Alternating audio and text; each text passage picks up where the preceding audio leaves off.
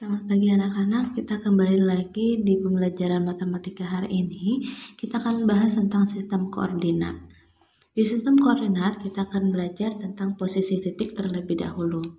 Yang dimana posisi titiknya kita misalkan, kita buat dulu sistem koordinat kartesius. Ini namanya koordinat kartesius ya.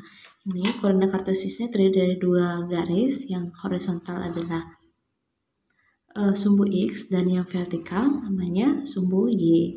Nah, untuk menentukan satuannya, kita akan mulai dari sebelah kanan dari sumbu X itu 1, 2, 3, 4, 5, 6, 7, dan seterusnya. Ini masih bisa panjangin. Mau bikin 1000 pun tidak masalah. Yang di sebelah atas sumbu Y-nya itu positif juga, 1, 2, 3, 4, 5. Ini masih bisa dipanjangkan, 6 dan seterusnya. Yang di sebelah kiri itu bernilai negatif, sama seperti di garis bilangan. Jadi min 1, min 2, min 3, semakin ke kiri dia semakin kecil nilainya ya. Min 5, min 6. Sumbu X yang di bawah itu bernilai negatif, jadi sumbu Y, maksudnya sumbu Y di bawah itu bernilai negatif. Min 1, min 2, min 3, min 4, min 5, min 6, min 7, dan seterusnya gitu. Bisa diperpanjang lagi. Nah, itu adalah koordinat kartesius. Sekarang yang mana disebut dengan posisi titik gitu. Posisi titik itu berarti jaraknya. Jarak koordinatnya berapa itu biasanya. Sekarang kita akan tentukan tentang jarak gitu ya. Jarak. Ibu misalkan ibu akan ambil titiknya di mana ya, di sini. Di sini deh. Inilah titik A. Berapa sih jarak titik A dari sumbu X dan sumbu Y gitu ya. Kita bisa ambil tarik garis di sini, garis bantu. Nah, ini agak miring ya. Ibu geser sedikit titiknya di sini. Ya, kita ambil garis bantu. Garis putus-putus maksudnya ya. Oke. Di sumbu X diperhatikan. Sekarang kita akan bicara tentang sumbu X. Titik A-nya berjarak, ini kan sumbu X nih ya. Jaraknya itu berarti yang ini. Jarak sumbu titik A ke sumbu X, yang ini dia. Jarak titik A ke sumbu X, jaraknya berapa? Panjang ini kan sama dengan panjang di sebelah kiri ya. Berarti kalau kita di sebelah kiri, kita lihatnya adalah 4. Berarti jaraknya adalah ini. Jaraknya titik A berjarak 4 satuan dari sumbu SB sumbu X. Itu. Selanjutnya, jarak dari titik A ke sumbu Y berarti yang ini ya. Ya, yang ini jaraknya. Jaraknya berapa? Jaraknya berapa satuan? Nih, ke sini. Yang panjang ini sama dengan yang di sini. Nah, ini. Berarti 2. Jaraknya adalah 2 satuan dari sumbu Y. Dari titiknya ini jarak Y-nya nih ke sini. Kalau dari sumbu X, jarak titik A-nya adalah yang ini. Jadi dia kebalik. Itu jaraknya. Oke, kalau sudah paham jaraknya, kita akan ke titik atau koordinatnya sekarang. Kalau ibu akan ambil titiknya di sini. Titiknya di sini deh. Ya, di sini kurang lebih. Ibu bikin adalah B. Kalau yang ditanya adalah koordinat, berapa sih koordinat titik B gitu. Koordinat titik B bisa kita lihat dari, kita tarik garisnya di sumbu X duluan ya, karena penulisan koordinat nanti adalah sumbu X, sumbu Y atau X, Y. Ini X, Y nanti penulisannya, jadi kita tuliskan dulu X-nya. X-nya ini dari 0, X-nya kan titiknya di sini jatuhnya ya. Berarti 1, 2, 3, 4 gitu. Berarti X-nya adalah 4, 4-nya ini bernilai apa? Negatif, berarti di sini negatif 4. Selanjutnya Y-nya, kita tarik garisnya ke sumbu Y. Dari titik ini kita ambil ke sumbu Y.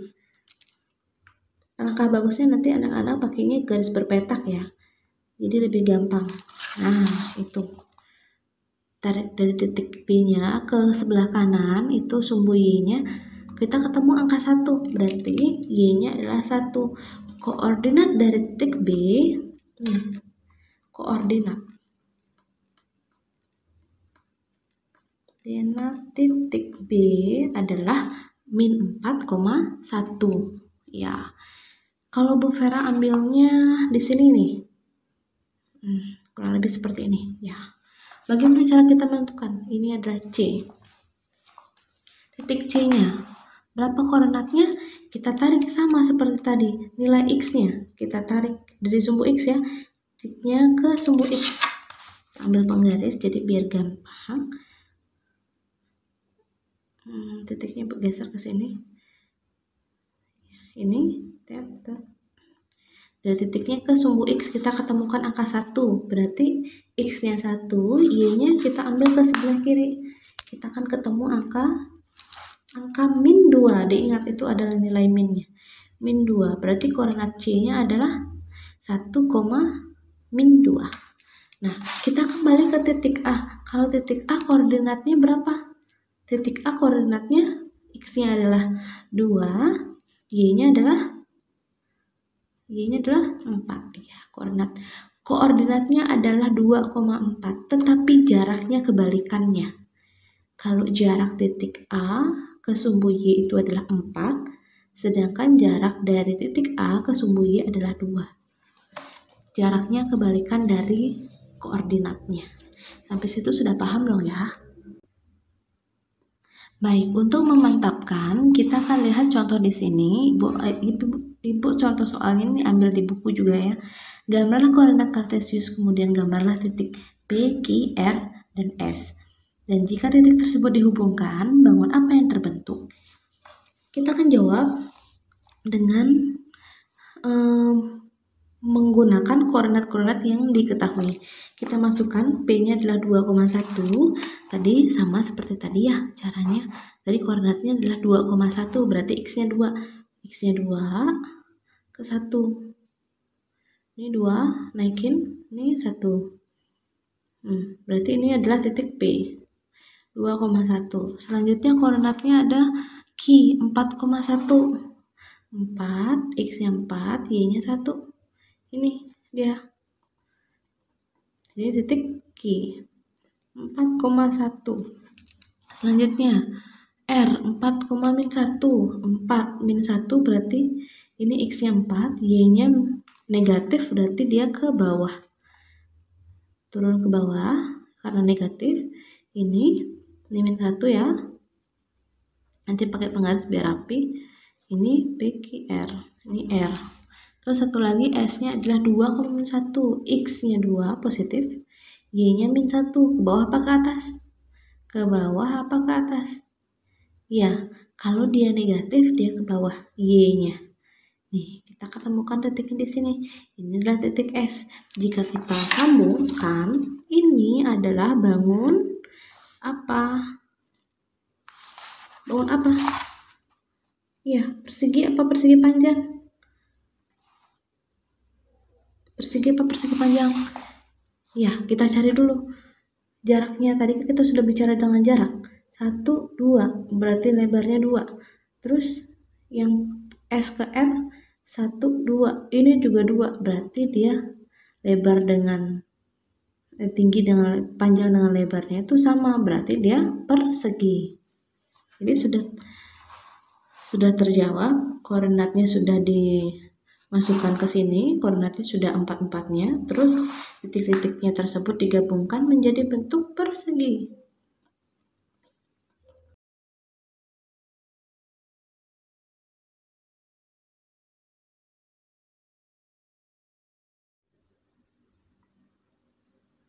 Kita lanjutkan ke posisi titik terhadap titik asal 0,0 dan titik tertentu. Tapi sebelum itu, Ibu informasikan dulu, keempat bagian koordinat ini kita bisa sebut dengan kuadran 1,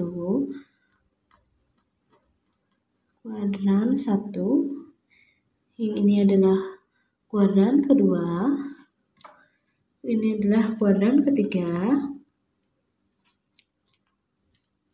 yang ini adalah kuadran keempat.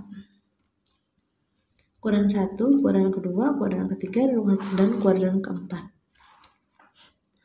Kuadran ketiga yang di sebelah sini, kuadran keempat adalah yang ini. Jadi semua bagiannya punya nama gitu ya. Oke. Tadi kita sudah belajar untuk menentukan titik koordinatnya. Mungkin anak-anak sudah bisa paham di titik A ini berapa koordinatnya? Berapa? Ya, koordinatnya adalah 2,3. Ya, benar sekali. Koordinatnya adalah 2,3. Nah, bagaimana dia kalau di koordinat B? Titik B-nya. Berapakah koordinat? Ya, untuk menentukan koordinat dari titik B, caranya sama. Kita lihat dulu titik B-nya berada di berapa dari X-nya. X-nya kan sebenarnya dia kan di sini ya. Apakah dia ke kanan, apa ke kiri? Apa dia di tengah-tengah? Nah, kalau dia di tengah-tengah, berarti nilai X-nya bernilai 0. Kalau dia berada di garis ini, dia berarti nilai X-nya adalah 0. Selanjutnya, nilai Y-nya kan berarti sumbu ini ya, sumbu yang tegak atau vertikal. Kita cari sumbu Y-nya adalah ke koordinat berapa? Ke angka berapa? 6. Ya, berarti koordinat B-nya adalah 0,6. Nah, bagaimana kalau titik C? Apakah dia 0,7? Ayo kita cari. Untuk yang sumbu X, inilah sumbu X ya. Lupa Ibu diisi sumbu X-nya. Jadi dari ini adalah 0, X-nya ke kanan, ke 7, berarti nilai X-nya bukan 0 ya. Ini berarti 7.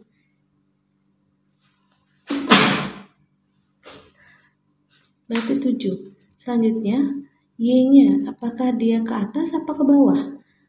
Atau mungkin di tengah? Kalau dia di tengah, berarti di sumbu Y tidak ke atas, tidak berpindah tempat ke atas maupun ke bawah, berarti dia jaraknya adalah 0. Jadi koordinat C adalah 7,0. Nah, kita lihat contoh satu lagi, yang D. Titik D-nya berada di koordinat keberapa? X-nya berapa?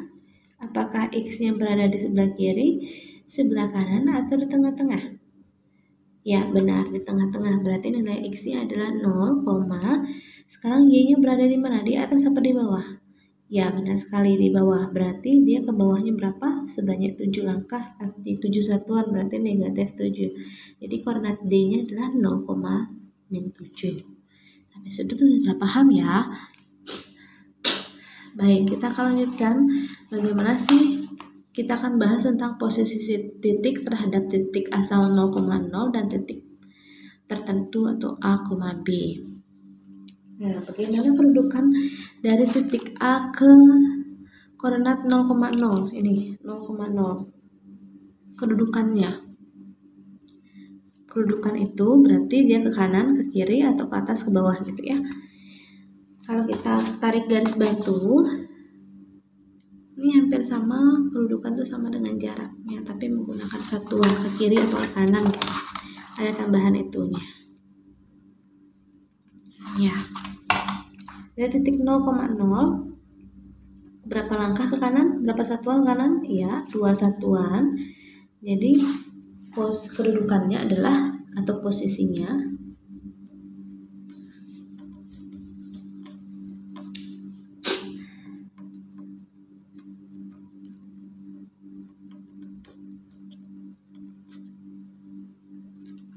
ke kanannya adalah 2 satuan ke kanan,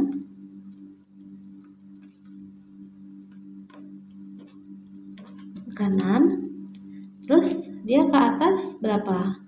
3 satuan ya, 3 satuan ke atas atas. Oke, gitu. Jadi kedudukannya, posisinya terhadap titik asal 0,0. Nah, yang mana lagi dari titik asal 0,0? Kita ambil deh yang B. Sekarang yang B, diperhatikan yang B.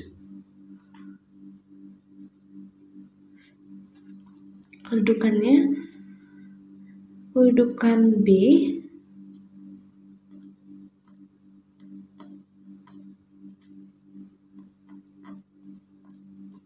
terhadap titik 0,0 adalah berapa satuan ke kiri ke kanan? Nggak ada, ke kiri ke kanan ya, berarti 0 satuan. Satuan ke 0 satuan.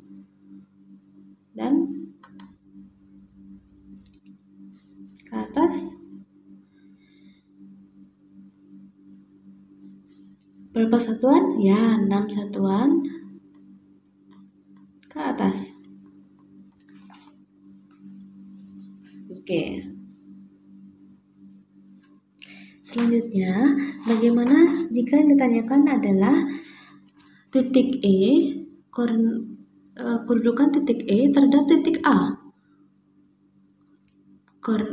Kedudukan titik E terhadap titik A. Kalau tadi titik 0,0 kan berarti dari sini ya. Kalau sekarang titik E-nya terhadap titik A, berarti kita tarik garis. Dari E ke A. Ini berapa satuan ke kanan? Kita hitung aja ini jarak ini sama dengan jarak yang ini ya. Jadi 1, 2, 3, 4, 5, 6. Berarti ini 6 satuan kedudukan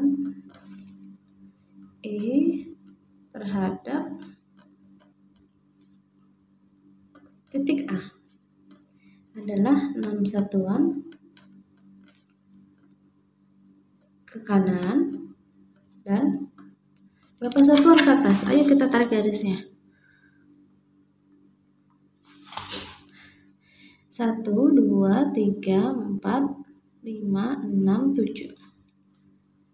7 satuan ke atas. Kalau dia 7 satuannya ke bawah, bikinnya ke bawah gitu ya. Ini kebetulan dia ke atas, berarti tulisnya 7 satuan ke atas. Sampai situ sudah jelaskah? Oke, kurang lebih seperti itu untuk posisi kedudukannya. Mungkin ada mau tambahin lagi? Oke, gua akan tambahkan satu lagi. Kalau dia ini F, titik F ke titik E. Titik F ke titik E, kedudukan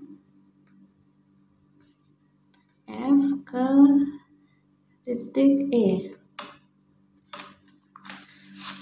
Kita ambil ke X-nya dulu, tarik garis dari E ke F ya. Nah, nih. Dari E ke F ini kan sama ya.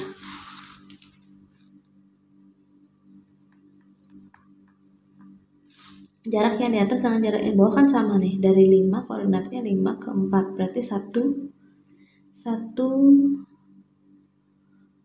satuan ke kanan. Dan dari F ke E berapa jaraknya ini? Dari sini ke sini. Ini 3 sampai sini. 3 tambah 4, 7 ya. Dan 7 satuan ke bawah. Kalau dari F ke E. Nah, ini.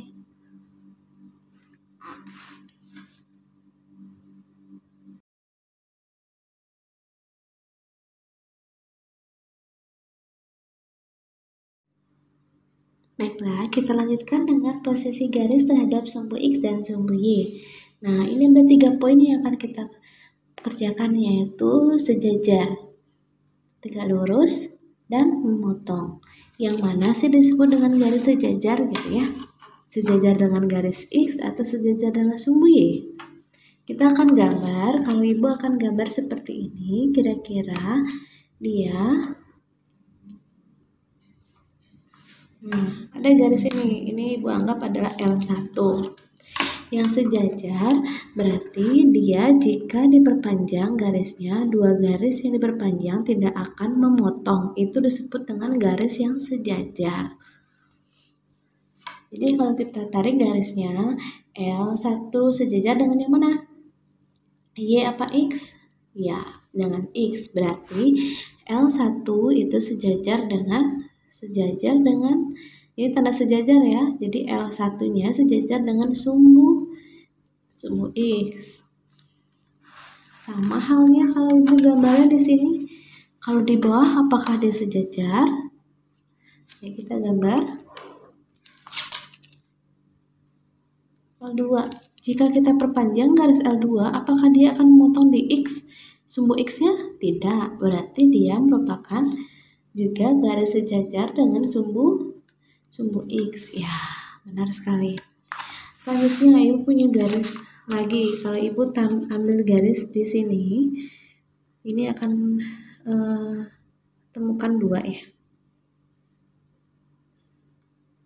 Ibu punya garis seperti itu. Ini adalah L3. Garis L3 itu bisa sejajar, bisa tegak lurus. Kita cari dulu yang sejajar. Yang sejajar dengan garis apa? Kalau kita perpanjang, dia sejajar dengan garis Y. Ini L3 adalah sejajar dengan sumbu Y. Dan dia, kalau dia tegak lurus berarti dia memotong sama besar sudutnya 90 derajat 90 derajat. Nah, jadi kita lihat di sini. Ini kan ada perpotongannya nih.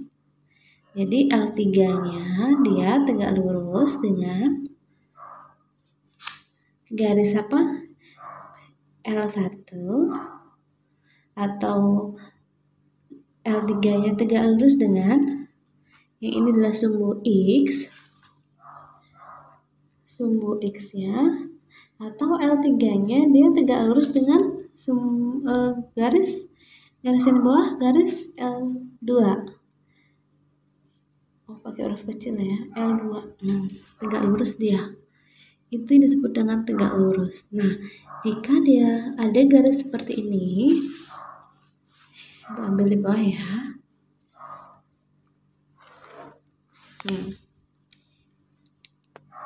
Ini adalah garis M1.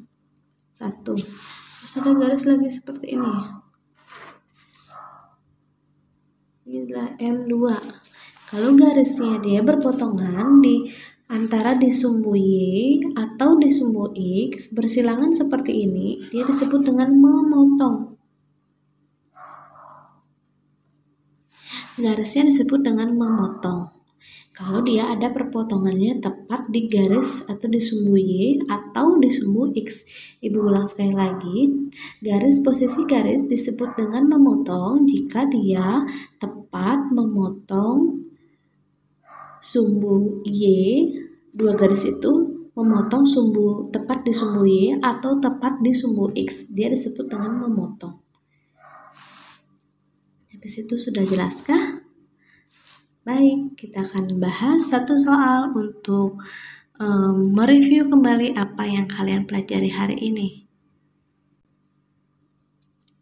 Baik, Ibu akan ambil contoh penalaran di buku paketnya di halaman 62. Ini ada gambar koordinat kartesius di mana ada satu soal yang akan kita bahas, yaitu apakah ada garis yang melalui titik A, yang ini ya, yang A dulu. Apakah ada garis melalui titik A yang tegak lurus dengan sumbu X dan sejajar dengan sumbu Y? Tegak lurus dengan sumbu X, berarti A-nya kita ambil penggaris, memudahkan kita bekerja. Tegak lurus dengan X, kita tarik garis di sini. Ya. Nah, tegak lurus, apakah dia tegak lurus dengan X? Ya. Apakah ada garis? Ada. Apakah dia sejajar dengan sumbu Y? Sejajar. Ya. Jika ada, tunjukkan, dan jika ada, tidak ada, coba jelaskan. Ini ternyata ada. Dia tegak lurus dengan sumbu X dan sejajar dengan sumbu Y. Selanjutnya, pertanyaan yang kedua, apakah ada garis melalui titik B apakah ada garis yang melalui titik P yang tidak sejajar dengan sumbu X dan tidak sejajar dengan sumbu Y? Jika ada, tunjukkan. Jika tidak, coba jelaskan. Kalau kita tarik garisnya, adakah garis yang melalui titik P yang tidak sejajar dengan sumbu X? Harusnya ada dong ya, kalau kita tarik garisnya. Nah, ini sejajar dengan sumbu X, titik B-nya. Ini, ada garis sejajar. Terus, dengan sumbu X ada yang sejajar dan tidak sejajar dengan sumbu Y. Apakah dia sejajar dengan sumbu Y garisnya? Tidak, berarti dia benar. Ada garis yang tidak sejajar dengan sumbu Y, tetapi dia sejajar dengan sumbu X. Bagaimana kalau kedudukan titik P dengan titik sumbu Y? Dia adalah garisnya tegak lurus dengan garis B itu. Sampai situ sudah paham kira-kira? Kalau sudah, silakan lanjutkan dengan tugas terstruktur sebagai uji kompetensi 1 di bab 2. Terima kasih.